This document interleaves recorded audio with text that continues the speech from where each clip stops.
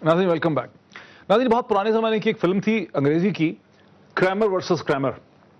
इस वक्त पीआईए की जो सूरत हाल हमारे सामने है, जो क्राइसिस है, उसके बारे में किसी ने कहा है कि ये पॉयलट वर्सेस पॉयलट किस्म का क्राइसिस है। यानी एमडी जो है वो कैप्टन एजाज हारून साहब हैं, मुकाबले में पेल्पा के जो प्रेसिडेंट हैं सुहेल बलोच साहब, वो भी मतलब कैप्टन है। तो कैप्टन वर्सेस कैप्टन की ये सूरत हाल जो है यहाँ पे खड़ी हुई है।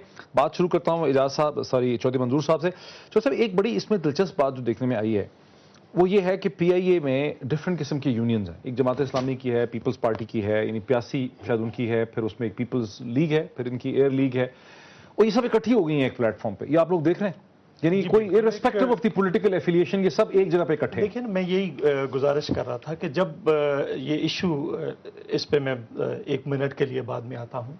जब ये इशू आया, इश्यूज क्या चल रहे थे पीआईए के, पीआईए में तनख्वाहें अब कम हैं, सिविल एविएशन में ज़्यादा हैं।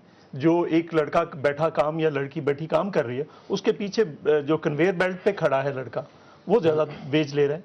सो वर्कर्स के अंदर एक प्रॉब्लम रहा, हिजान है, और बड़े लंबे अरसे से तनख्वाह में इजाफा नहीं हुआ। और पीपल्स पार्टी, आपको पता है, पीपल्स पार्टी ने इस वक्त भी इतने क्राइसिस के अंदर इतनी तनख्वाह में 20%, 15% और 50% तनख्वाह में इजाफा किए।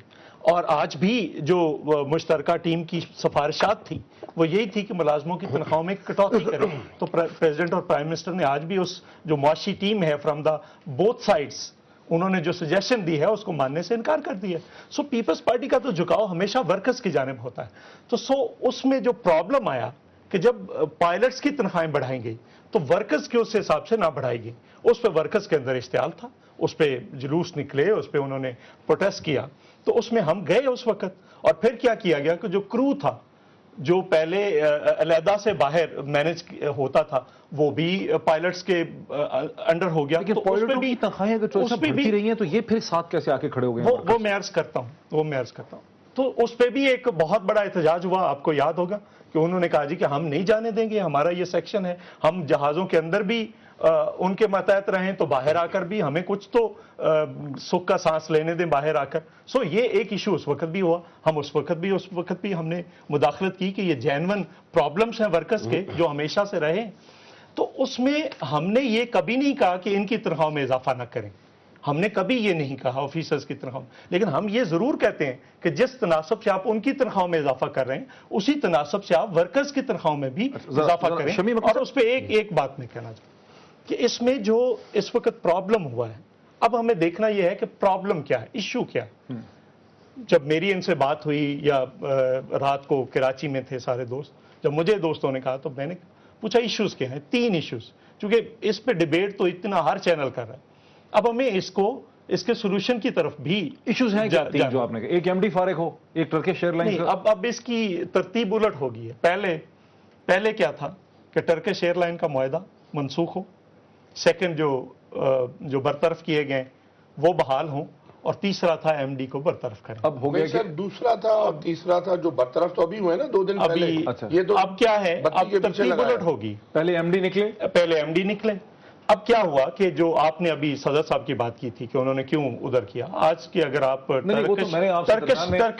टर्किश सफीर की अगर आप स्टेटमेंट पढ़ लें तो उसने भी कह दिया कि कोई मुआहदा नहीं हुआ। और वैसे मैं एक गुजारिश करूं, ये सदर साहब वाली बात ब्रेक में हुई है, या हमारे व्यूअर्स को नहीं पता? कोई बात, ये ब्रेक में मुझे कह रहे हैं कोई बात नहीं। लेकिन मैं जो गुजारिश, तो पता चले ना कि आपका मैं जो गुजारिश करना चाह रहा हूं कि मुआहदे इस तरह से होते भी नहीं है। पहले कैबिनेट में जाएगा, कैबिनेट उसको पास करेगी। ये अगर कोई डिस्कशन थी भी तो उसको भी जब कह दिया गया है जिम्मेदार हलकों की तरफ से तो उसको मान लेना चाहिए। मुआहदे के दूसरा बरतरफी वाले हैं, वो भी कह दिया गया, बहाल कर दिया। जरा इसमें शमीम अकमल साहब का पर्सपेक्टिव है। सर, आप लोग कहां खड़े हैं? आप सदर हैं एयर लीग के, आप पेल्पा के साथ खड़े हैं। मैंने आपसे कहा था कि हम पीआईए के साथ खड़े हैं। पीआईए के साथ खड़े हैं, इंटीग्रिटी ऑफ पीआईए को क्या खतरा है? पीआईए को खतरा ये है इस मुआहदे की शक्ल में कि जो आपका इंटरनेशनल स्टेचर है वो ख़त्म हो जाएगा। ठीक है जी, आप इंटरनेशनल एयरलाइन है, आप पाकिस्तान का फ्लैग कैरियर है। ठीक है, जब आप ये मुआहदे इस पर अमल दरामद होगा तो आप एक इलाकाई एयरलाइन बन जाएंगे। हमारा जब इलाकाई एयरलाइन बनेंगे आप, तो नेचुरली जो है जो मैन पावर है पीआईए की, चाहे कप्तान हो या एक आम मुलाजिम हो, उसमें कमी वाक़ई होगी है। उसे आप निकालेंगे, उसे आप छांटी जो नाम दे दे उसको आप वो करेंगे आप। ठीक है, सवाल ये नहीं है, سوال یہ ہے کہ آپ جج کرتے ہیں کسی فرض کو اس کے ڈیسیشن سے، فیصلے سے، ٹھیک ہے. ایک آدمی 2.5 سال سے بیٹھا ہوا ہے اور پوری گورنمنٹ کے آشیرواد سے بیٹھا ہوا ہے وہ آدمی. اس نے کیا ڈیلیور کیا پی آئی اے کے لیے؟ کیپٹن اعجاز ہارون صاحب کو کہہ رہے ہیں. میں ان کی بات ایم ڈی پی آئی اے کی بات کر رہا ہوں میں. انہوں نے کیا ڈیلیور کیا پی آئی اے کے لیے؟ پی آئی اے خسارے میں تھا، خسارہ کم ہو گیا، نقصان میں تھا، نقصان کم ہو گیا پی آئی اے کا، یا اس کو انہوں نے ملٹیپلائی کر دیا خسارے کو. اب سوال یہ ہے کیا وہ اپنی پالیسیز کی وجہ سے اکاؤنٹیبل نہیں ہے؟ گورنمنٹ اسے کیوں نہیں پوچھتی کہ جب تم آئے تھے تو 41 بلین کا خسارہ تھا، آج 88 بلین کا خسارہ ہے. کیا ہم مینجمنٹ کے ہم جو ہیں پالیسی ساز لوگوں میں ہیں؟ ہم تھنک ٹینک کے اندر ہیں؟ کیا پی آئی اے کی پالیسی ہم بناتے ہیں؟ نہیں جناب، ایم ڈی صاحب بناتے ہیں پی آئی اے کی پالیسی.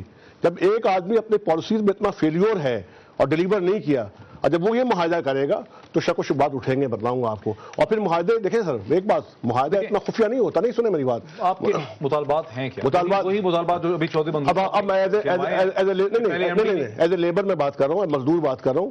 مطالبات تو ہونے چاہیے تھے ہمارے. تنخواہ میں اضافہ کیجیے آپ، الاؤنسز بڑھائیے ہمارے آپ، ہے نا.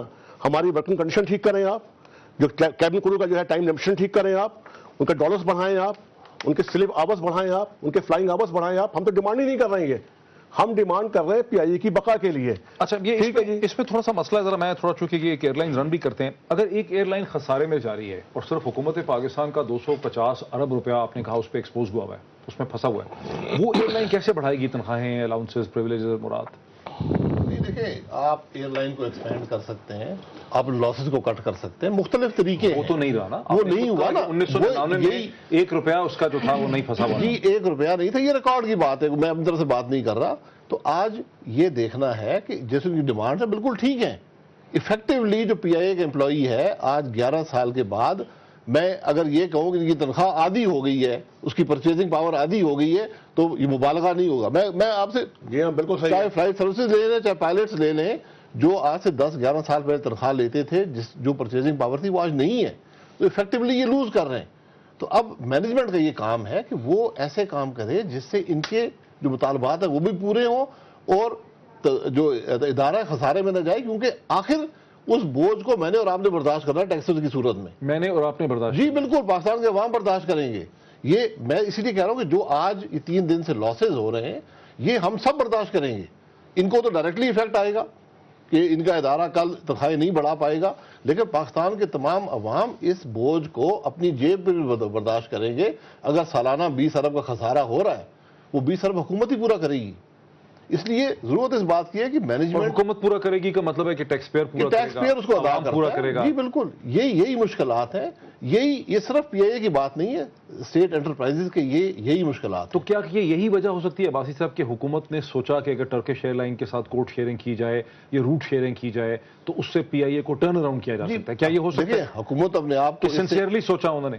سنسیئرلی سوچا تو سب سے پہلے امپلائیز کو اعتماد میں لیں، یونین کو بنائے، انہیں کہیں جی ہم یہ کرنے جا رہے ہیں، اس سے آپ کو یہ فائدہ پہنچے گا. یہ بات نہیں ہوئی. نہیں سر، اس سے میرے خیال میں اس سے آپ ایگری کریں گے کہ حکومت کی خواہش تو تھی، سنسیئر تھی، انہوں نے کہا کہ پی آئی اے کو ٹرن اراؤنڈ کریں، پروفیٹیبل بنائیں. دیکھیں نہیں سر، ٹرن اراؤنڈ کریں اور اس کو پروفیٹیبل بنائیں، یہ کہنے کی حد تک تو ٹھیک ہے، لیکن جو یہ کوشش کی گئی ہے اس سے تو یہ لگ رہا ہے، ابھی کہا عباسی صاحب نے کہ ایکسپینشن ہونی چاہیے ایئر لائن میں. اونلی ایکسپینشن سے دین یو گروتھ ہوتی ہے، بڑھتے ہیں آپ. اور جب آپ شرنک کرتے ہیں تو دین سر یو گو ڈاؤن، آپ ڈیمینش ہو جاتے ہیں فائنلی. سو ہم جا رہے ہیں اپنے کو شرنک کرنے کے لیے. ہم نے ابھی دیکھیں کچھ چھوٹی، اچھا میں چاہتا ہوں کہ آپ تفصیل سے اس کا جواب دیں. ایک بریک لے لیں ناظرین، ایک بریک لیتے ہیں، اور بریک کے بعد میں چاہوں گا کہ سہیل بلوچ صاحب تفصیل سے اس چیز کا جواب دیں کہ کیا حکومت ٹرن اراؤنڈ کر رہی تھی یا یہاں پہ انہیں حکومت پہ بھی اعتماد ہی نہیں ہے اس پورے پلان کے اوپر. بریک کے بعد.